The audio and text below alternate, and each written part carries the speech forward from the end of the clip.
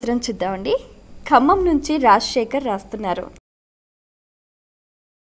శివుడు గజ చర్మాన్ని, త్రిశూలం, ఢమరుకాన్ని ఎందుకు ధరిస్తారు? త్రిశూలము త్రిగుణములకు సంకేతము.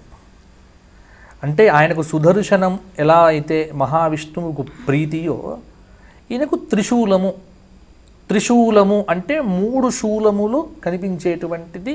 ఇది త్రిగుణములకు సంకేతముగా ఆయన యొక్క సర్వోత్కృష్ట తత్వమును ప్రతిపాదన చేయటానికే ఆయన పినాకపాణిగా త్రిశూలధారిగా లోకంలో పేరుగాంచినాడు.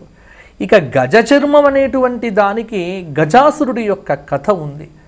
ఆయన ప్రతి ఆభరణం వెనుక ప్రతి దానికి ఒక పురాణంలో ఒక కథ మనకు లభ్యమవుతూ ఉంటుంది. గజాసురుడు అనేటువంటి వాడు ఈశ్వర ఆరాధన చేసినటువంటి మహాభక్తుడు. అటువంటి గజాసురుడికి తాను వరమిస్తాడు.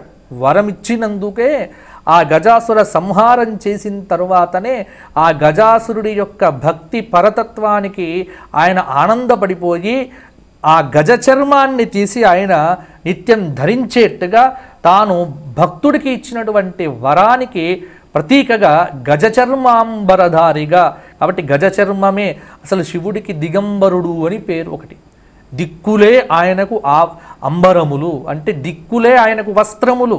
10 దిక్కులు 10 వస్త్రములుగా కట్టుకున్నటువంటి వాడు గజచర్మాన్ని కూడా కట్టుకుంటాడు. కాబట్టి గజచర్మాన్ని భక్తులకు ఇచ్చినటువంటి వరం కోసం ఆయన కట్టుకున్నటువంటి వాడు ఢమరుకం. దీనికి శివపురాణంలో ఒక కథ ఉంది. ననాద ధక్కాంచ. ఇక్కడ శివుడికి శబ్దం చాలా ఇష్టం. ఎందుకంటే శివుడి చుట్టూ ఉండేటువంటి వారంతా కూడా భూత ప్రేత పిశాచ శాకిని ఢాకిని నందీశ్వర భృంగీశ్వర చండీశ్వర ప్రమదఘనాలన్నీ కూడా లోకంలో వేటిని చూసి మనం భయపడతామో అవన్నీ శివుడి దగ్గర ఉంటాయి. చాలా ప్రశాంతంగా ఉంటాయి, ప్రమోదంగా ఉంటాయి. కాబట్టి ఢమఢమ అనేటువంటి శబ్దం, అందుకే ఈ ఢమరుకము శబ్దశక్తికి ప్రతీక.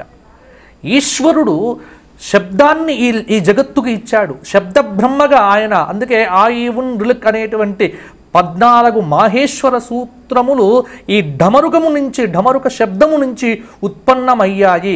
అందుకే ఢమరుక శబ్దము శబ్ద సృష్టికి సంకేతముగా ఈ జగత్తుకు కావలసినటువంటి భాష, వాక్శక్తి వీటన్నింటినీ ఈ జగత్తుకు ప్రసాదించటానికి ఢమరుకము నుంచి నాదోత్పత్తి జరిగింది అని, నాదోత్పత్తికి ప్రతీకగా ఆయన ఢమరుకం ధరిస్తాడు అని శివపురాణం చెబుతోందమ్మా.